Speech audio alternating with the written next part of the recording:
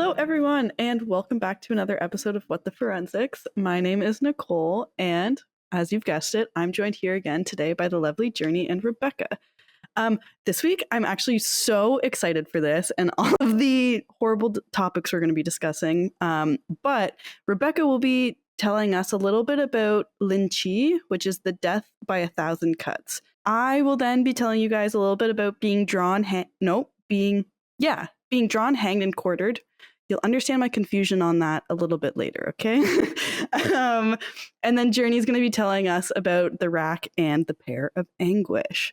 This is an episode on modes of execution. So I would like to know that there is a listener's discretion advised. We will be talking about torture, mutilation, execution, all terrible things that happened to people. So it's very all-encompassing, I will say, this episode.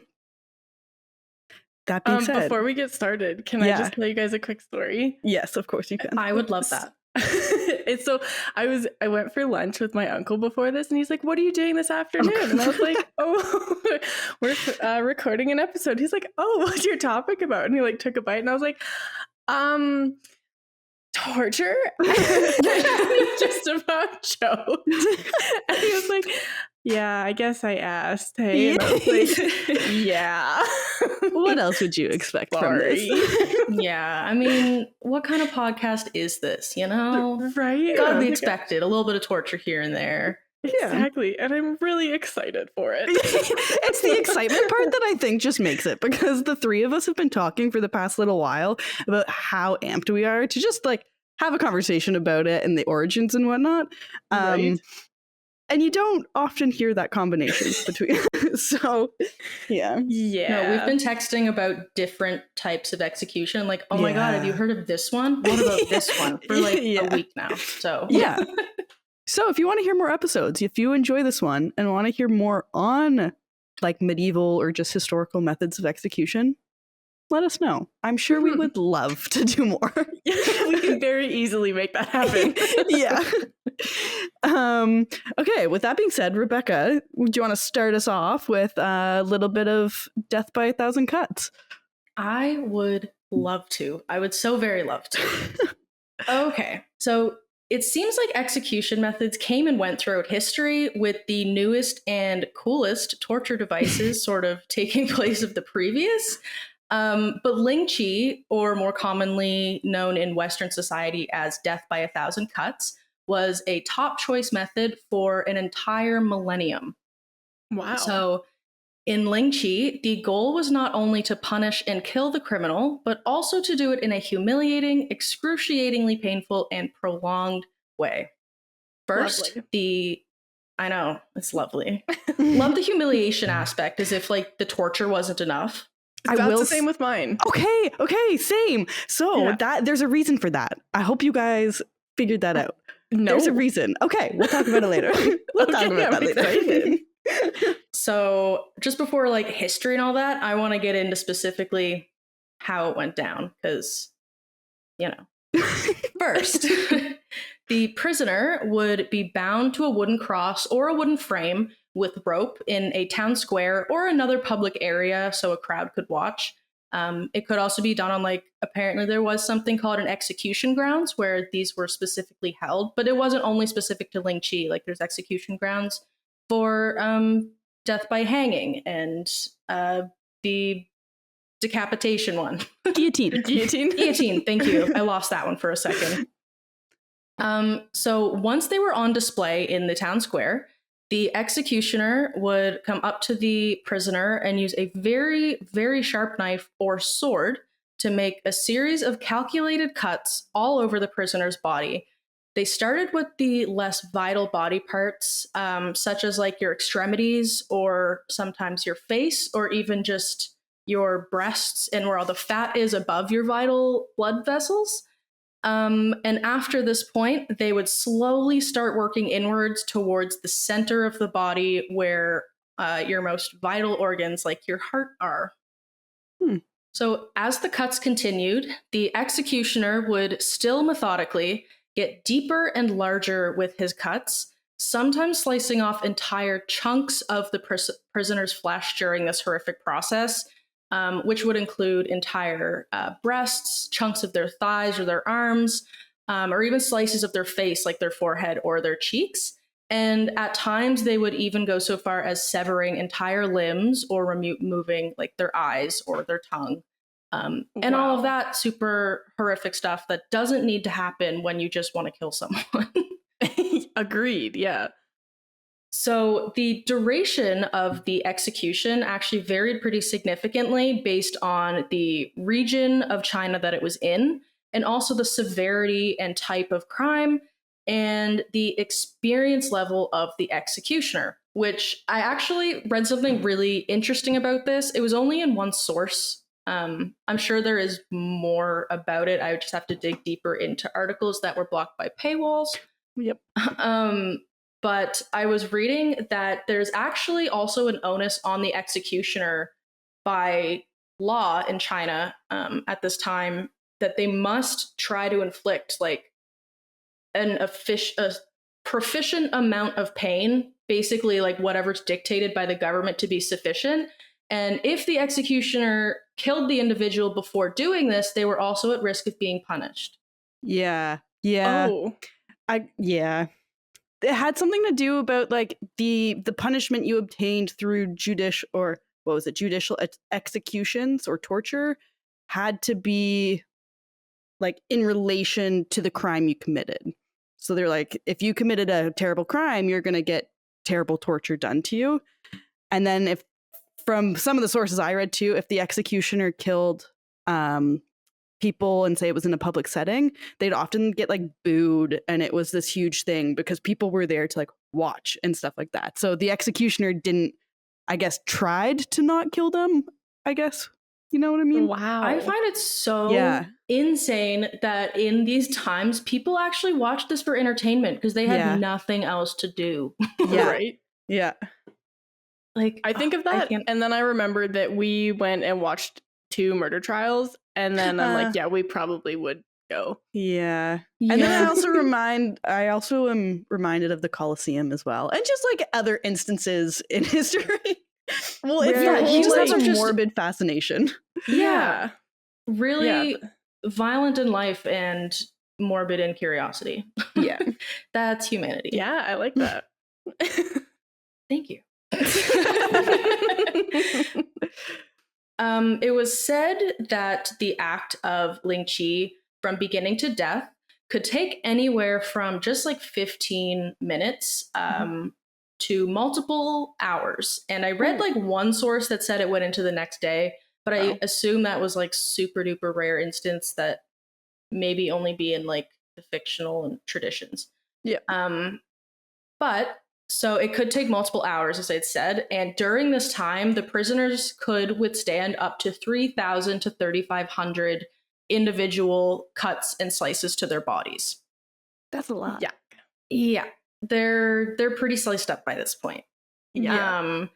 And if they did not die during this process, because it was not uncommon for them to die from shock and blood loss because of this horrific ordeal, there would be one final blow directed at one of the vital organs or vital areas, which was usually directly in the heart or to the neck. So I found a direct quote from a book written in 1895 called In Australian in China. I didn't personally read or find the book because the book was hidden by like a bunch of academic things that I couldn't access. But there was an article online that provided this direct quote that I wanted, which was great. So the author of this book, his name was George Ernest Morrison. As the title of his book explains, he's an Australian in China. And this book is just basically about his travels there and what he witnessed. And in this time, he actually witnessed an execution by Lingchi and described in the book what he saw. So I just want to read this quote because it's like the closest thing I could find to like a real account of it. So, quote, "The prisoner is tied to a rude cross. He is invariably deeply under the influence of opium. The executioner, standing before him with a sharp sword, makes 2 quick incisions above the eyebrows and draws down the portion of skin over each eye. Then he makes 2 more quick incisions across the breast, and in the next moment he pierces the heart, and death is instantaneous. Then he cuts the body in pieces, and the degradation consists in the fragmentary shape in which the prisoner has to appear in heaven. Interesting. Yeah, so this one seemed like a swifter trial, if you will, or a swifter execution. But clearly it's horrific while it's happening. Very unpleasant to imagine happening to you. Yeah. However, I would like to note that this quote states that he was under the influence of opium, and apparently in some instances, it depending on like the region that they were conducting the execution, it wasn't uncommon to heavily basically dope them with opium before the execution. I'm not sure if that makes them more I guess that makes them more dopey, like, yeah, I guess, because which I is don't know how odd opium because works, but I'm assuming, I think it's a depressant of like, it makes you calm. I am unsure on that. Okay, But that seems right. We'll go with that. it's like a almost like a painkiller. Yeah. They would prescribe opiates as painkillers. yeah, in the olden okay. days, which is odd because if you're torturing someone to death, you kind of want them to experience the most pain possible, hence the torture. Yeah, I That's why wonder I if don't this has something understand to that. do. I'm not sure. Like, this is completely me theorizing, but I'm curious if they can withstand more on opium because they're calmer for Oh. longer. Their Yeah, body isn't like probably. recognizing what's actually happening. Yeah, Mhm. maybe. I don't know. That is a good possibility. Thank you. That makes sense. If anyone also- knows more about why they used opium, please let us know. Yeah. Mhm. I'm also intrigued by how he talks about like the fact that the body is then cut into pieces and that's how they appear in heaven. Yeah, I Mm. actually Which is get a into that very a interesting little bit belief. more. Okay. Yeah. It's super interesting, the reason for dismembering. Yeah. Okay, Um, I'm excited. Okay. So, saved for the worst criminals, some prisoners' torture did not end after death. After the initial execution, the executioner may also dismember the body. And people who died by this method were also not given burial after death, which was a huge deal culturally, as it was seen as they can't be laid to rest and go to the afterlife. How cruel. I know, it's very cruel. And it's cruel for the families because the families now know that they'll never be in the afterlife for those who it is spiritually important to. Mhm. Exactly. So, as you can imagine, Lingchi was a horrific way to die, but luckily, I guess, they reserved this punishment for only those who committed what was considered the worst crimes. So this would be considered high treason, mass murder, patricide or matricide. However, again, remember, trials weren't all that great back then, so it's very likely a lot of people were probably killed this way unnecessarily. Ooh. So, as I mentioned in the beginning, Lingchi has been around for literally a millennium. This method first became really pronounced as a primary execution method in China during the Song Dynasty, which was between 960 and 1279 AD.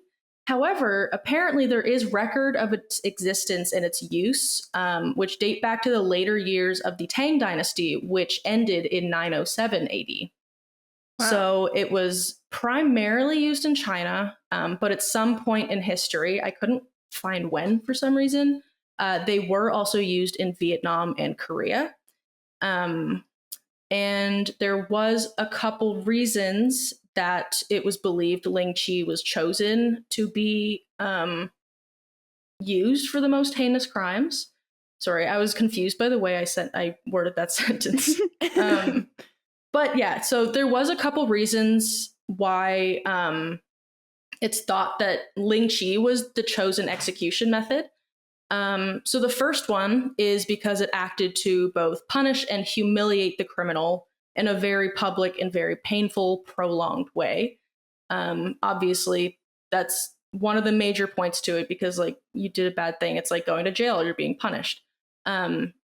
Second, it acted as a deterrent against others potentially committing these crimes, because these executions were very public and very grotesque, and people came to see them. Of course, I mean, if I saw an execution like that, I would feel pretty deterred not to do that crime. Yep, I agree. Yeah. So the third reason is a spiritual related reason, and it's that there's an ancient traditional Chinese belief that a body that has been disfigured or is otherwise incomplete in life is unable to find peace in the afterlife, so they're condemned to an afterlife of suffering. Wow. So that is why, if they're not cut into pieces during the torture, they're cut into pieces after death, because they do not want even their spirits resting peacefully.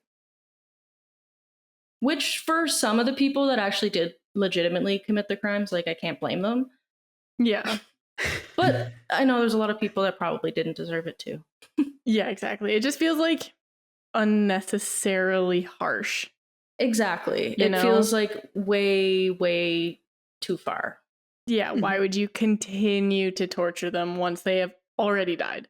Yeah. Exactly. Exactly. So Lingchi, as horrific and brutal as it is, was actually still being used in China until 1905. Oh my god. Yeah. To the same extent? Like, to the same gruesome extent that we had just learned about? Or did they tone it down a little bit? Either way, awful, terrible, but wow. I didn't find anything to suggest that they toned it down. Wow. Wow. I'm not sure if they were using it in the same frequency. Yeah. However, it was definitely still being used till 1905. And there is also reports that they have used it covertly up until like the mid 1900s. But again, none of this is verified because it's not legal and it's a government execution. Yeah. Yeah. So we'll probably never really hear about that, unfortunately. Lingchi wasn't even necessarily abolished because the government of China wanted it to be. Around the late 1800s and early 1900s, the Western countries began basically modernizing and gaining more global power. And, you know, like, our morals started to become more a little closer as they are today, and like our views on punishment were changing. And China basically didn't want to be left behind or seen as a lesser country because of its different policies, and it also wanted to be on the global stage.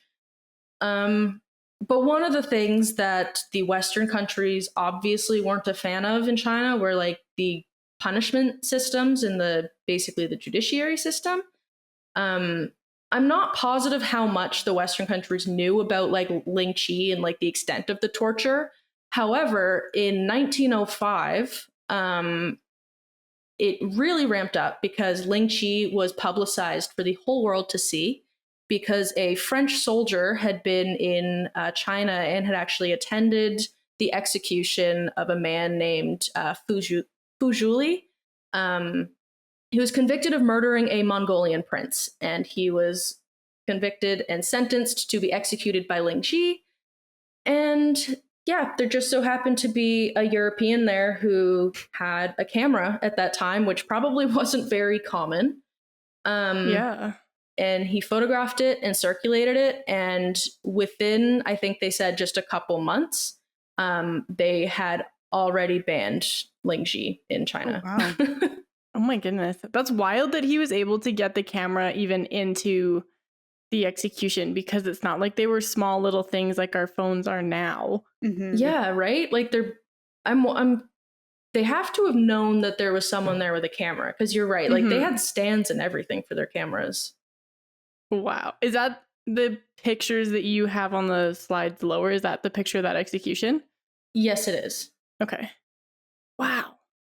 And so the execution of Fuzhuli, this is just the last thing I have. Like I said, this was the last known legal execution by Lingchi in China, but it's speculated that it was still occurring for at least a couple decades after. Wow. But yeah, I think it occurring covertly illegally is a topic for another day. So Fair enough. That's crazy. I am just zooming in now on this photo because I had only really briefly seen it when you had mentioned it. mhm. Is his left arm gone? Yeah. Yeah. Yes, it is. All right. That's what I thought. Okay. Mm. I didn't Yeah, realize like- the chunk taken out of his arm to his other arm, but yeah. Interesting. Yeah, they were very merciless in the way that they carried out Lingchi executions. I would not want to be at the executioner's hands for that. Absolutely not. No, that is awful. Thank you very much. I'm actually genuinely really excited because you touched upon a lot of similar topics and like discussion points and reasonings as I kind of talk about in mine. So I'm excited to So I'm excited to share the little similarities there. But thank you for telling us all about Death by a Thousand Cuts. I'm gonna switch gears over to medieval England now. And we're gonna have a little conversation about being drawn, hanged, and quartered. I can't wait. And so as Rebecca kind of talked about too, and I guess mentioned with paywalls and stuff like that, researching any form of history that's kind of older than the last 100 years, I say, it's really tricky unless you have the books in front of you, and access to a lot of things. A lot of resources or sources are blocked, and there's a lot of debate as to what happened because sources kind of vary between accounts and stuff. So with that being said, I feel like it could be said for all three of ours that the stuff that we talk about isn't going to be 100% factual. Absolutely, for everything that we like detail and talk about. So please just keep that in mind as you listen. But we do encourage you guys to go and research more if you're interested and like find those different sources, find where the debates happen in history and whatnot. And if you find something that we got wrong or we completely missed, please tell us because we are also interested in learning more about it. We are very. we don't want to be misinformed. Yeah. Yes. And we're working with what we have right now, and so take that as you will. Yep. But too, like Rebecca said, a lot of academic resources are just behind paywalls that we no longer have access to because we are no longer university students. So even newspaper articles. Yeah, you know what? Yeah. Like Washington Post and New York Times. There's another one, LA something or other, that I was trying to read on for a different like episode, and I couldn't get it. And I was like, awesome. But yeah, so nothing's 100% in this episode. It's fun to theorize as well once we get into it. And I also say all of this because even the name of my execution method, being drawn, hanged, and quartered, is debated. Like, Great start. And so you'll either hear drawn, hanged, and quartered, or hanged, drawn, and quartered, or hung, strung, and quartered as well. That one's not as common, but for the purpose of this episode, I'm just gonna go and say drawn, hanged, and quartered. And if I'm wrong, that's okay. There is no wrong in this case. That's what a debate is. Yeah. But yes, so drawn, hanged, and quartered. This method of execution was also first referred to as godly butchering or three deaths, if you've ever heard or come across those. And then these names later became synonymous with being hanged, drawn, and quartered. Drawn, hanged, and quartered. Even I mess it up in my notes. It's back and forth. So you just say whatever, and we'll just know what you mean. We'll know what you mean. You gave us the 4 different ones at the beginning. Yeah. It's one of them. But yeah, so this was unique to medieval England, and this was a punishment for committing treason roughly between 1214 and on paper until 1870. This form of punishment was only performed on commoners and like common men. and women did not face this execution. They were burned at the stake for treason instead, as this method was seen as indecent for them. But Really? being burned alive is fine. Yeah. Yeah. Yeah. And then Yeah. nobles, all of the rich men, were just decapitated. They didn't have to deal with the humiliation, pain, and torture of this method. Interesting. So just the commoner men. Sucks to suck. Who commit high treason? You know, you do have to commit treason to face this. Is like were the women burned at the stake because all women are witches, or just like not quite. I think it was just an execution method. They just liked their fire. That's fair. Yeah, I don't even really know. There was an article I read about it, and it was like kind of talking about what burning signifies or symbolizes within women and why women are dealt that punishment rather than men. Okay. I can't like quote word for word though, and I thought I had a note on it, but I've deleted it, unfortunately.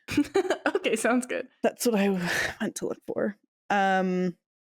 Yeah, so the commoner men, and treason at this time was considered to be a worse crime than murder, and really all other crimes. Like treason was the worst thing you could possibly do, as it was seen as an attack on the sovereign and challenged the, quote, God-given order of kingdom and society, end quote, according to the Treason Act of 1351.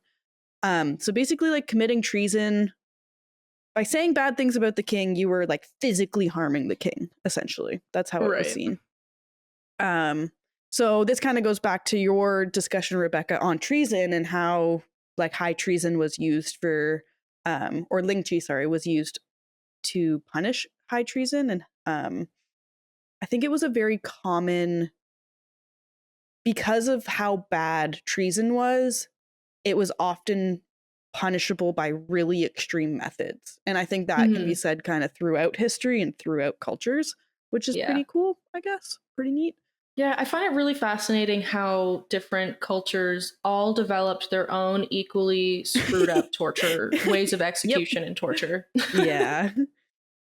But yeah, so if you were like tried and convicted of high treason, only a few days would pass between being convicted and the punishment you would face. And so during this time, the offender would be chained and jailed. And after this, like when his execution date came up, he would have his hands tied behind his back and was dragged behind a horse to the place of his execution. And so this was either done on like a wood panel or a wicker panel or a hurdle, it was called. There were different things that they had said they would be drawn on. But this is where one of the first meanings of drawn comes from. So you would be drawn behind a horse to your place of execution.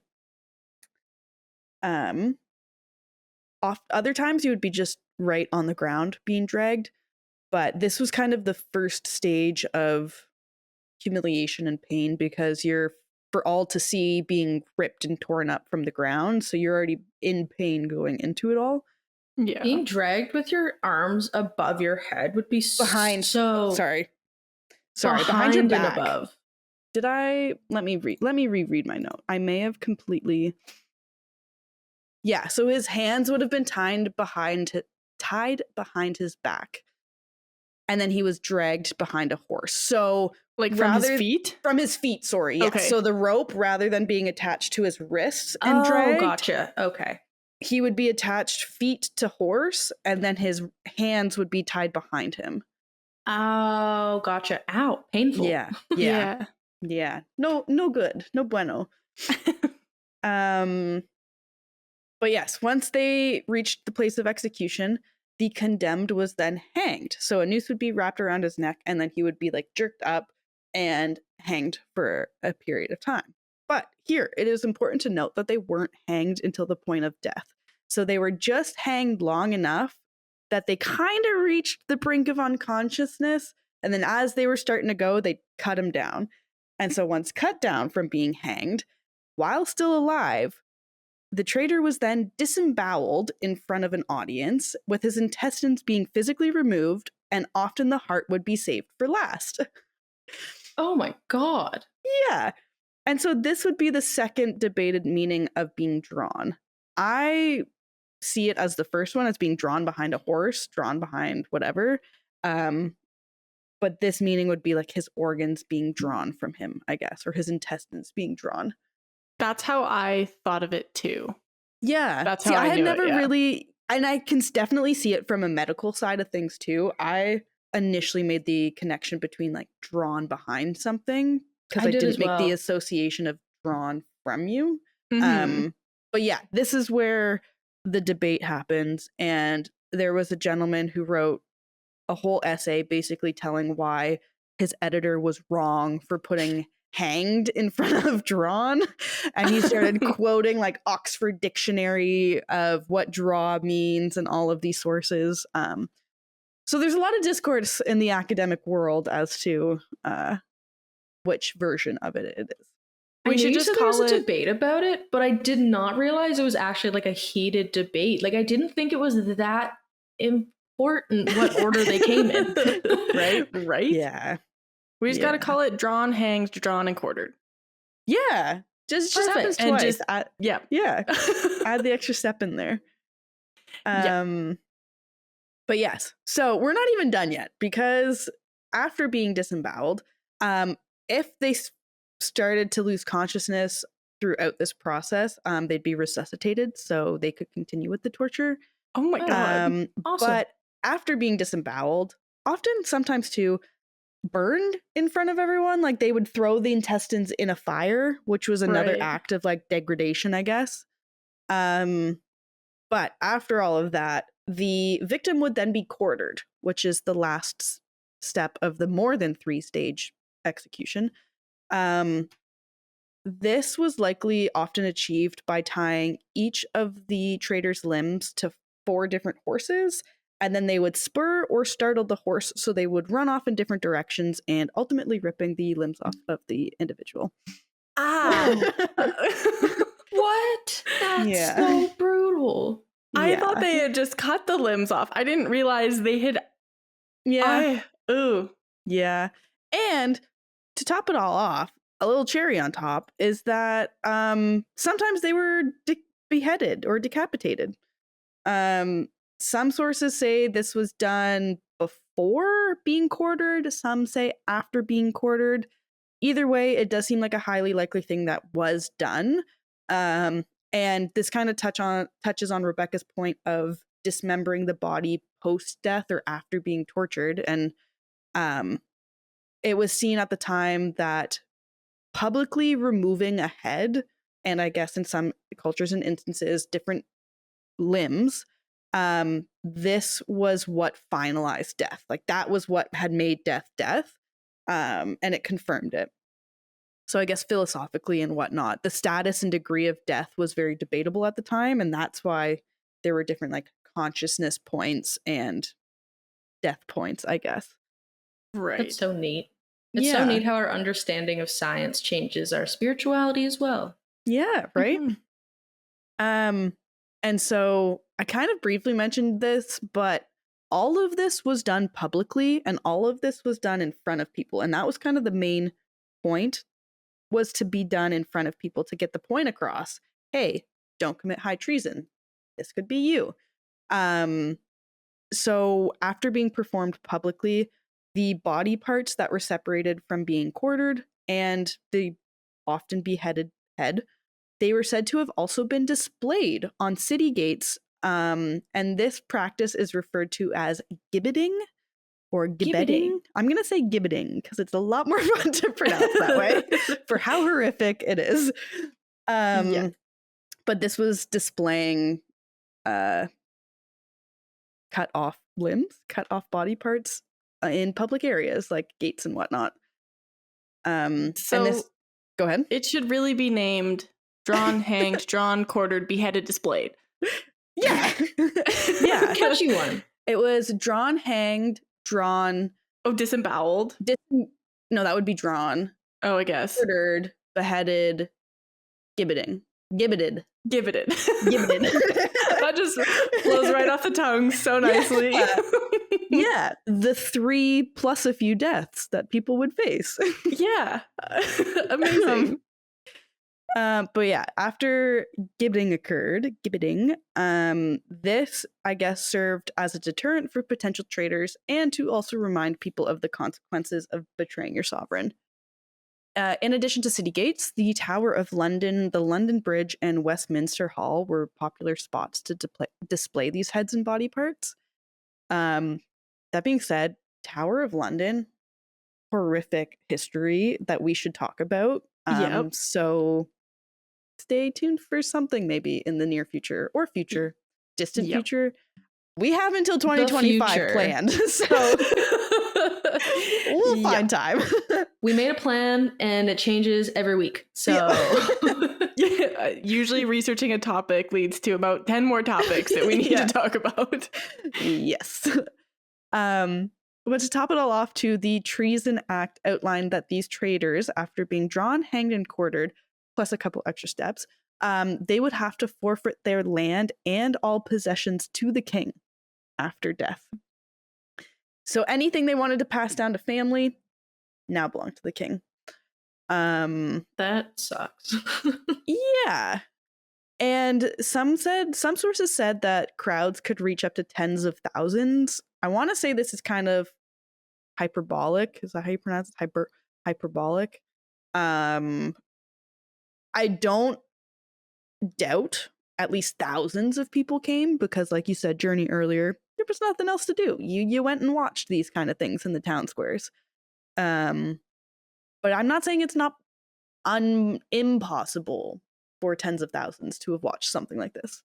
I think it depends on the notoriety of the person being executed. Because, like, for William Wallace, which I see that you talk about later, I have no doubt in my mind tens of thousands of people went and watched that execution. Exactly. Yeah. So definitely a possibility. But yes, committing treason was seen as the absolute worst crime ever during this time. And it was important that we kind of talked about earlier that the degree of pain and punishment was in proportion to the seriousness of the crime. So the punishments and sufferings for this type of execution were actually like very calculated and very predetermined, by legal courts, because at this time it was like statutory law that this was a punishment faced for high treason or for committing treason. And so this method of execution then transferred the insult of injuring the sovereign back onto the offender's body, which is a lot of the reason why I had read a bit of a textbook chapter about medieval torture and like judicial torture and why kind of the reasons behind why judicial torture was a means or a way of punishment. But the execution was meant to humiliate, shame, and degrade the traitors, all while causing immense physical pain that resulted in death. And so it really did instill fear in the populace and attempted to separate kind of that normal person from the condemned man, demonstrating that if you do remain loyal and out of trouble, this isn't a fate that you'll suffer from.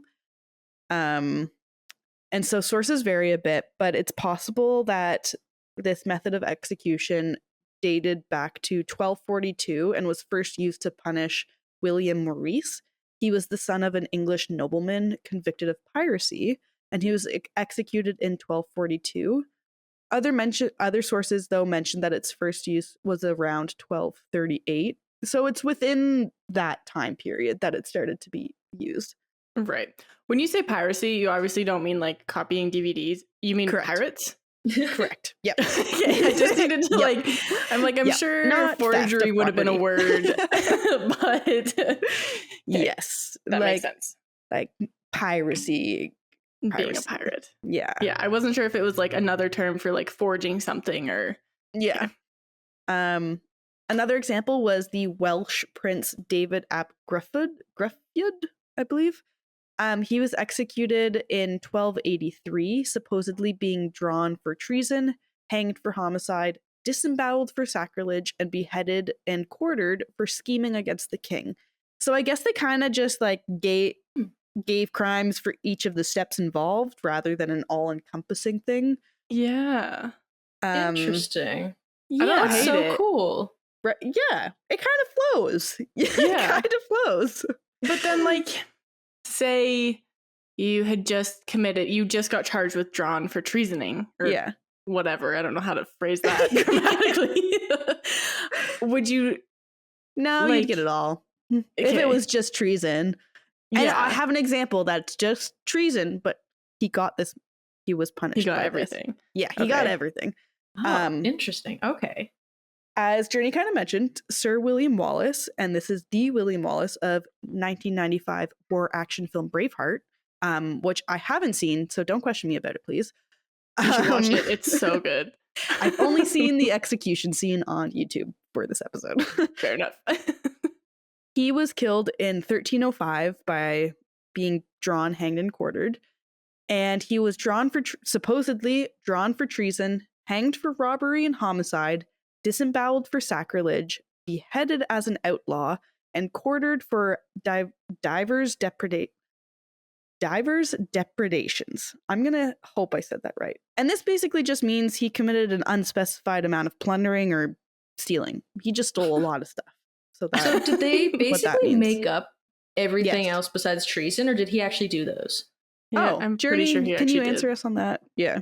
I haven't seen it in a while, and I'm really like rusty on my William Wallace knowledge. But basically, it was like mostly treason because he wanted to separate Scotland from England, and he didn't want to hail King James or whoever it was, and so they were just mad that he did that. So he was stealing from King James's soldiers, Yeah. or whoever. He was one of the main leaders during the First War of Scottish Independence. Mm-hmm. Yeah. Interesting. Cool. But yeah, mostly treason. Mostly treason. Yep. Supposedly, his entrails were also burned in front of him. Mhm. That was not Ooh. depicted in the movie, I do not believe. Oh, I totally thought it was. Maybe not the scene that I saw. Maybe they did it after the fact, because I had only seen when they were disemboweling him, which you don't see anything of. You just Yeah. kind of see a axe. That's probably not the proper term for what it was, but it was a large axe. And then he was in a lot of pain, and then there was Yeah, I don't remember. I could be thinking decapitation. of a different movie or something else, but It is very possible, though. Yeah. I have not seen it, so I am none the wiser on that it matter. was really, really good. We watched it in like social class or something, and then I Ooh. went home and rewatched it with my family. Nice. Yeah, Nice. That's But yes, both of their deaths, Wallace and Gruffydd's deaths had been ordered by Edward I, and the execution method was coded in British law as a penalty under the Treason Act of 1351, and this was under the reign of King Edward III. So not King James. That's someone else. That's There's my mistake. There's a James somewhere. It's at some point in time there was a bunch of treason against him, but that was the only king name that came to my mind. So I was like, perhaps it's him. A lot of Jameses, Honestly, that's so a lot relatable. of Williams, a lot Yeah. of Edwards, a lot of Henrys. Henrys, lot of Henrys. yeah. Like at least It was 8 of Edward. those. No, yeah, it was Edward the First. It was Edward the First that Wallace led the Scottish rebellion against. Okay. Oh, interesting. Yeah.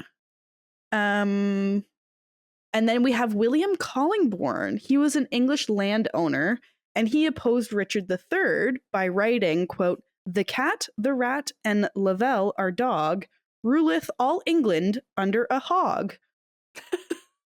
End quote.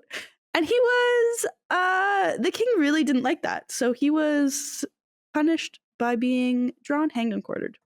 That is really hilarious, but really unfortunate. Like, oh, Yeah. like he shouldn't have been killed. But yeah. Poor man. That's funny. What happens when you And shit unfortunate. talk Richard III? what if he was just trying to get in as like the new jester? You know what I mean? Yeah, just Exactly. spitting rhymes to the king. Oh boy. But yeah, it was very free flowing, I will say, as to how the king defined treason. Yeah. I feel like that was like a Um, lot of ancient and medieval Yeah. monarchy and royalty. That's Yep. the word I'm Yeah. looking for. Yeah. But yeah, so this method was used until about the early 1800s. It's challenging to know exactly when the last executions were carried out, but it's theorized and discussed that the final case took place likely in 1803, when Edward Depard and 6 accomplices were convicted of treason and sentenced for conspiring to assassinate George III. Many politicians did work towards reforming laws around capital punishment in England, as they were quite brutal.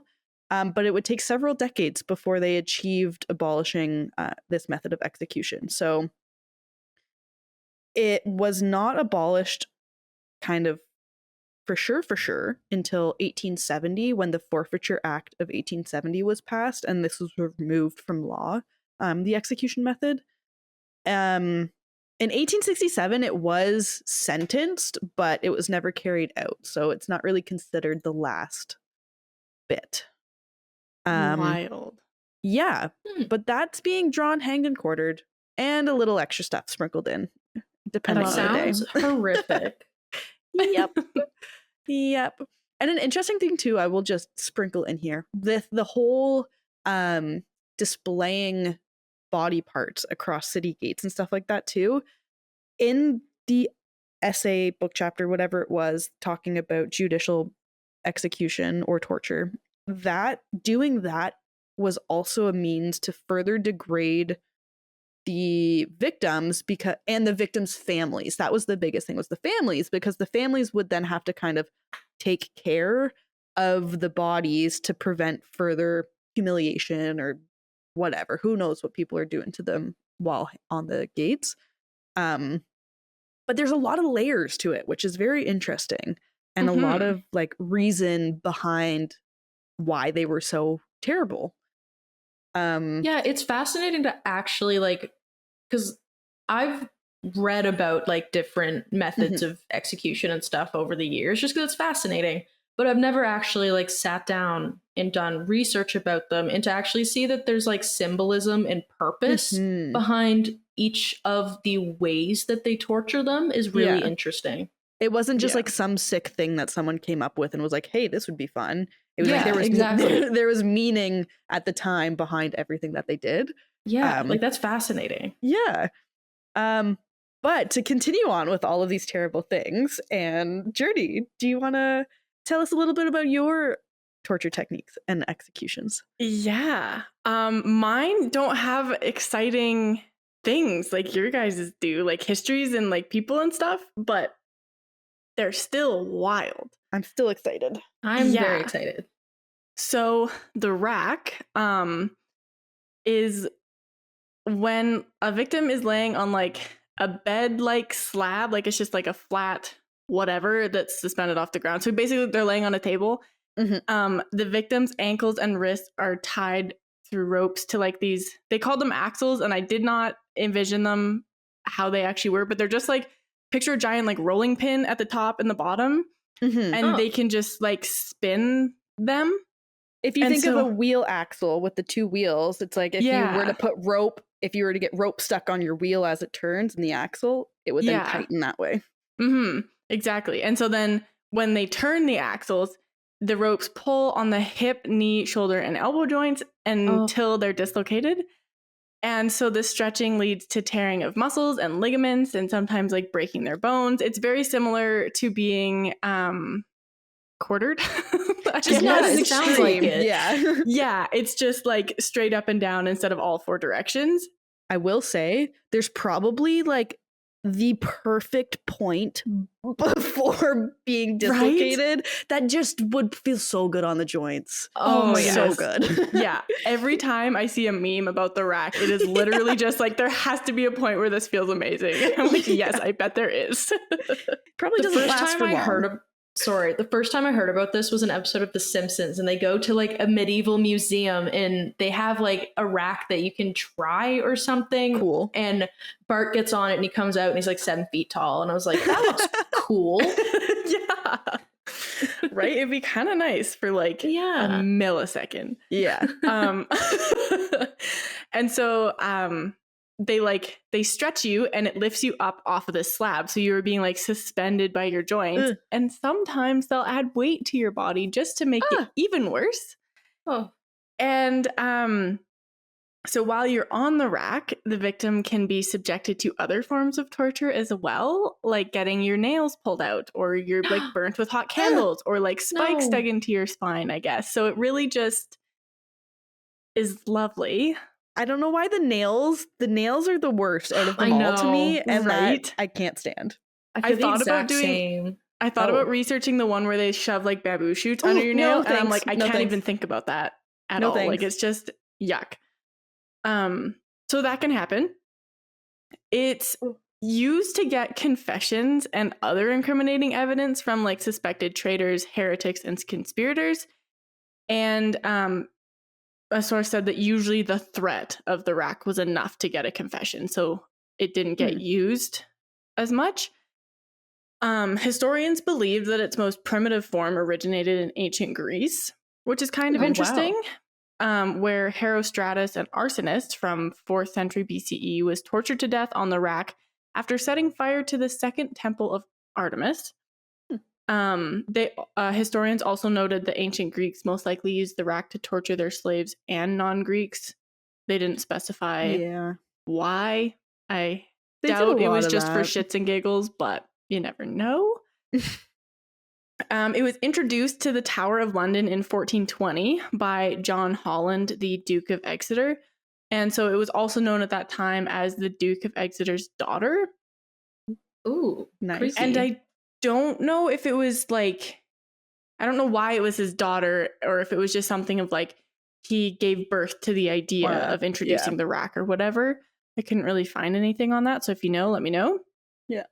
It played a really big role during the Spanish Inquisition, which was when a Catholic organization forced everyone in Europe and its territories to convert to Catholicism. And like, if you didn't, you just get tortured on the rack, I guess. Similar devices were used in Ireland in the 17th century and a little while later in Portugal. And then in 1697 in Britain, a silversmith was threatened with rack torture after he was accused of murder. Then in 18th century Russia, a modified version of the rack that hung the victims vertically was used. So instead of being stretched horizontally, you're stretched vertically. I can imagine not nice as well. I feel like the gravity vertically would not be great. Yeah. I mean, not great in general, but it would just be a different form of gravity. Not great. Yeah, a different feel of gravity on you. Yeah. But again, probably that one point that just felt amazing. Yeah. And then in 1708, Britain formally outlawed the practice of torture as part of the Treason Act. However, torture as a whole wasn't outlawed worldwide until 1984, when the UN held a convention against torture and other cruel, inhumane, or degrading treatment or punishment. I knew it came after World War II, but I didn't realize it came that much longer after World War II. Yeah, 40 years ago, torture was outlawed, which... Damn. Is it though? Not that long ago. The UN says it's bad, but if the UN doesn't know about it... Yeah. And like, if you just don't get charged with it. Yeah, anyway, that's a conversation for another day. So the process of being racked... So your victim is securely tied to the rack with their arms and legs tied to these axles or rollers at each end. The torturer turns the handles or cranks attached to the rollers, rotating them and pulling the victim's limbs in opposite directions. As tension increases, the victim experiences excruciating pains as their joints are slowly pulled apart. And during this stretching process is when the interrogation would occur.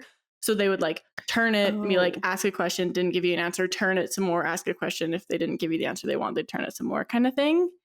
I don't know why, but when you had said interrogation technique, I thought they would just give them the rack and then ask questions, or then ask questions and then give them the rack. I never thought, never put two and two together, but that makes sense. That makes sense. It's not a form of execution. It's literally a form of torture. Okay. And so the duration of the torture session then would vary depending on the victim and the torturer. And apparently they did offer some time for the victim to recover with like intermittent breaks. Generous of them. Yeah. How kind.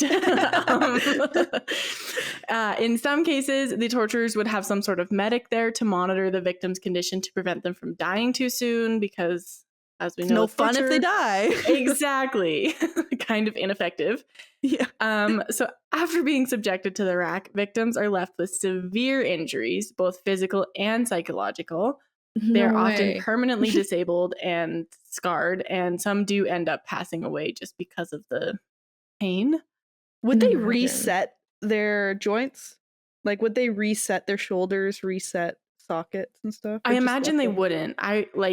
If I was torturing someone to the point of a confession, once I got the confession, I would just be like, thanks, bye. Okay, see ya. Yeah. I'm kind of wondering the same thing. Like, when they're done, like they get the confession, they let them off the rack. I assume they can't walk anymore. Yeah. So how are they getting out? Yeah. So there's one example that I have of a girl. She was a famous victim of the Tower of London, I guess. And she was an English writer and Protestant preacher. Her name was Anne Askew. And so in 1546, she was tortured on the rack and asked to name Protestant sympathizers. Specifically, they wanted to know if Queen Catherine Parr and any of her ladies in waitings were Protestant. And so she was the last of the 6 wives of King Henry VIII. And after she was tortured at the rack, they had to carry her to the stake because she was getting burned at the stake and she could no longer walk after the torture. So they like drug her to the stake. Wow. Oh. Yeah. Okay. So interesting. But yeah, like you said, I don't know what happens. happens. Yeah, I don't know what happens if they're not also being sentenced to death. Yeah. Interesting. Cool. Yeah. But historical records, illustrations, writings, and accounts provide evidence of its existence and use. And archaeologists have found remnants of racks and like references to them in legal documents so that we know that it was used. However, the design is kind of disputed and has changed or may have changed throughout the time. So some different examples of racks include the Spanish donkey / wooden horse / Spanish horse. Those are all just different names. Mm-hmm. And so this is a variation of the rack that has a triangular shaped wooden frame with a sharp edge running along the apex. And so the victim is seated on the sharp edge with their legs weighted down and kind of just pulled. Straddling it. Yeah. Yeah. I know I've seen like after that. Yeah. Again, it's just a torture device. They don't usually kill them, but I have seen like images of them being like split in half kind of thing. Not real ones, I'm assuming, because I can't imagine how long and how terrible that would be. And then the next one is the knee splitter. And so this one is not a traditional rack, and it's just used to inflict pain and immobilize the victim. And so it consisted of 2 spiked metal plates that are tightened in either side of the victim's knee joint and then tightened together, crushing the knee and causing excruciating pain. So it just breaks your knees. Yeah. Unpleasant. I will never be able to wrap my head around torture. Right? I will never. No. I don't. Who is thinking of these things? Why? Yeah, how what are you is coming going up on? with this? Someone had to invent this. Oh my Wild. gosh. So moving on to the Pear of Anguish. It's also known as the choke pear or vaginal pear. And it's typically pear-shaped, as the name suggests. Yep. And it's made of metal. And so there are like 3 to 4 leaves, I guess, that are joined at a hinge at the top that has a screw mechanism so that it can be used to open it. And so the torturer would insert this device into a person's mouth, vagina, or anus and gradually expand it by turning the screw. And so as it expands, it widens the orifice and causes extreme pain. But when it's inserted into the anus, I guess, the goal isn't to puncture the flesh because that causes you to bleed out super quick. And you don't want that. If you die too soon, it's no fun. So it just is meant to stretch the skin as far as possible to overload the sensitive nerve endings and produce searing agony.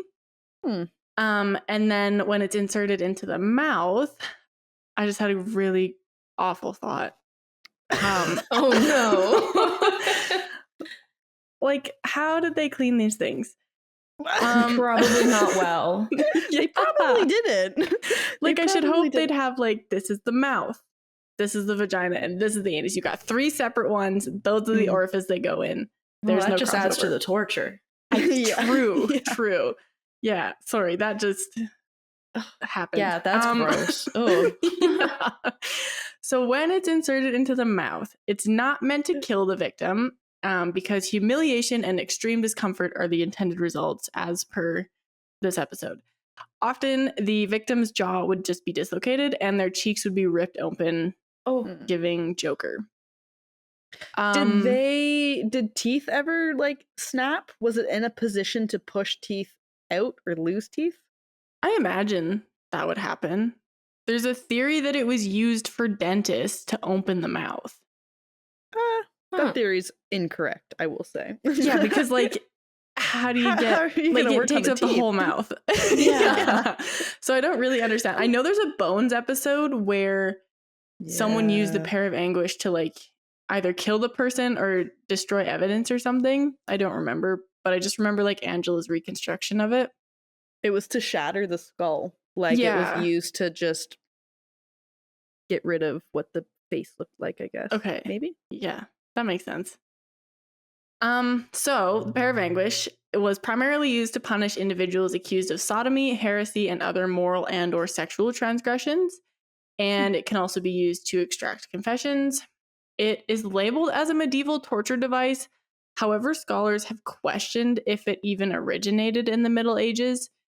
And so existing examples of the Pear of Anguish contain coiled springs, which suggests that the person who invented it lived in the early modern period that came after the Middle Ages. Yeah, there's also questions surrounding how functional it would have been as an orifice widening torture device. Because that's the question we need to ask. Yeah. Yeah, Is exactly. it effective enough as an orifice widening torture device? I feel like just judging at the size, like it wouldn't be comfortable regardless. Yeah. But yeah, it's thought that because it was also called the choke pear, that it went into the mouth primarily and was used to keep robbery victims from calling for help. And so it would be pushed into the mouth and expanded, and then the victims wouldn't be able to get it out without a key, which prevented them from calling the police and would sometimes result in bribes to the criminals. But like, how can you bribe a criminal if you can't talk? Like, I don't. Yeah. I would also just like gag them with a rope or like, yeah. I was originally going to say that seems kind of like a useless method of keeping them quiet when you're robbing, because you're just, do you go back for it after? Do you have to have one for each of your victims? Like just use like a towel and bind their hands or something like that. I don't know. Because like you also have to Seems like like give them the waste. key. Yeah. It doesn't make sense. But yeah, so like I've said, some variations of the pear include the anal pear, the vaginal pear, and then there's the pear of confession, which I'm pretty sure is just the choke pear or whatever, that was used for extracting confessions rather than causing physical harm. And so it would be inserted into the victim's mouth and then expanded, causing immense discomfort and making it very difficult for the victim to speak or breathe properly until they confessed. How would they confess if they have a pear in their mouth? I imagine it's similar to waterboarding, where they'd waterboard you and then be like, are you going to answer my question now? And then you say no, and then they'd like put it back in and open it wider.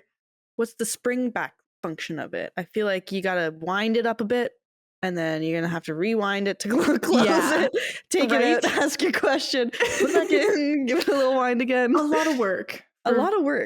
Very little reward. So the historical authenticity of the pear is very debated among historians, and there are numerous references to such a device in medieval text, artwork, and literature, but the physical evidence is very scarce. And so some historians argue that it was a symbolic or exaggerated representation of medieval fears and anxieties surrounding sexuality, morality, and punishment. And it would make sense as well. So the examples of the devices at museums are suggested to be gags used by criminals or imitations of it and not the actual real devices. I don't think we have like any physical evidence of a real Pear of Anguish. So people think that it was never even a thing. And so some other like speculations around it include it being like a speculum type device, or like a mouth opener for a dentist, a shoe extender, a sock stretcher, or a glove widener. Okay. All very fun suggestions. Yeah. A little And so less I had morbid. very interesting uses. I had like one source that was like, we have no physical evidence ever, like this did not exist, and then another one that was like, the evidence came from the 17th century. So I don't really know what. Yeah. But to end on a fun note, you can buy 3D printed replicas of the Pear of Anguish on Etsy. Wow. Yeah. They will make anything nowadays. I love that. I'm not Mhm. kink shaming, but that's so bizarre. That's so Right? bizarre. Yeah. I bet you there's a demand for those. There's somewhere out there that people... If there's an Etsy page for them, you know there is. And it's like one of the first links when you Google Pear of Anguish. Love that. Really? They are marketing Wow. so well. Love that. Yeah. So I've like thought of just like getting one and then just like putting it as like a decoration. And being like, so what's that? On the bookshelf. Yeah. It's a really Yeah. fun conversation starter. Right beside like my skull. Yeah. You can test how it works. True. On the skull. Yeah, On it the took me a skull. minute, but I got there. It's alarmed for a minute. On the skull. But yeah, so that's the rack and the Pear of Anguish. Wow. Yeah. I would not love any combination thereof of those two. You know what I mean? Right? Too? Either two pairs of anguish at the same time, maybe three. You got Yeah. a pair of anguish and the rack. Oh, Maybe some yeah. gibbeting after. Like that. Not good. Not a fun at all. afternoon. No. Yeah, it's wild. But yeah, I was thinking like when they said that other things could happen to a person on the rack. Do you know the torture device where they put rats under a hot bucket and then they like eat through you? Could you imagine? Yes, I do. That one, like, that gives me the heebie-jeebies so bad. I was gonna cover that one today. Yeah. I just watched a Bones episode and they did that. Funny enough. That was so weird. What a There was a coincidence. mobster who did that. He had a blowtorch, put a rat. Buddy was laying on his back with his shirt. Didn't that happen to Booth? No, it was. Was that Bones? I don't watch anything really, I and I, know it feel was like it would be Bones. Yeah. Bones and Booth were undercover at a nightclub, and the mobster to an other undercover. Was this Bones? Maybe It was Bones. Fast I and know Furious. the episode. Do you? Yeah. But I'm pretty sure it happened to Booth. Am I thinking of Fast and Furious? Anyways. What an interesting crossover. I'm like, I don't watch anything. And the only two things that I've seen recently, I've been binge watched Bones, and I've seen Fast and the Furious too.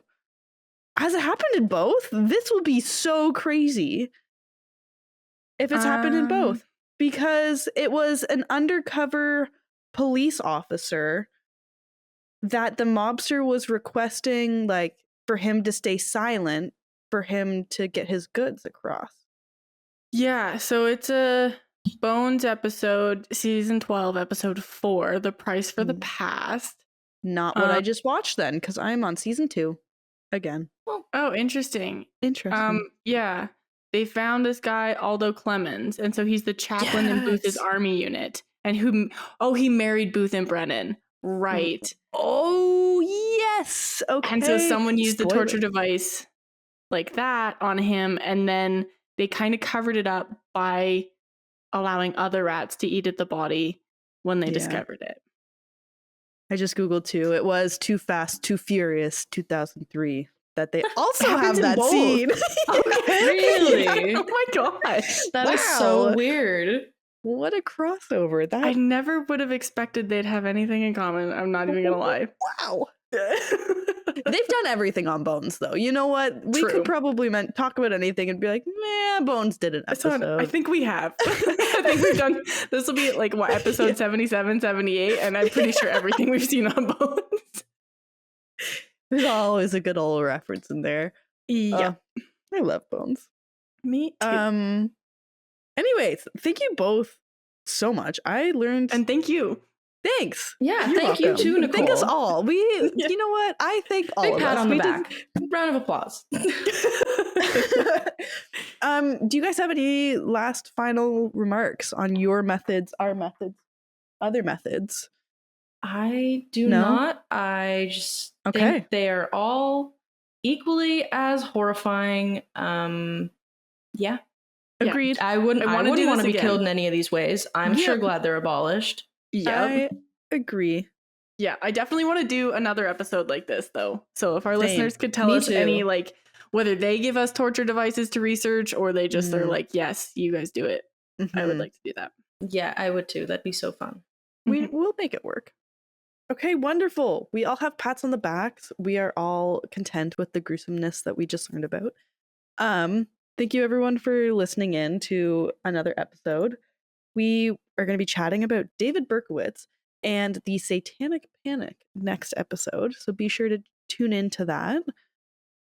You can find us on Instagram, YouTube, and Facebook at What the Forensics. We are on, and TikTok at What the Forensics. We have X or Twitter at WT Forensics Pod. Our website is whattheforensics.ca. We post all of our sources, all of our recommendations. If we ever kind of mention stuff throughout the episode, we'll try and plop them in there. You can read a little bit about us. We are also there. And then if you want to get a hold of us, we are also, our email is whattheforensics@gmail.com.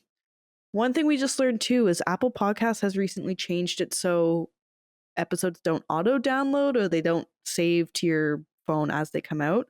I'm not familiar with Apple Podcasts, but you should turn that back on. You should have our podcast episodes automatically do that. That would be so great. Ready to go when they come out for you to Yeah. listen to. Exactly. Leave us a review. I think just on Spotify at the moment, but wherever you listen, if it's an option. We love reading them. We love seeing how we can improve. We love just knowing that people listen and chat with us, you know? But like I said, thank you for tuning in. This has been another episode of What the Forensics. We hope you enjoyed it, and we will see you next time. Bye! Just a reminder to everyone that we are not professionals in the forensic science field. We are just interested in forensics and want to share what we are learning with our listeners. We're trying to give you the most accurate information, but we are human and can make mistakes. Thank you so much for listening, and we hope to see you next week.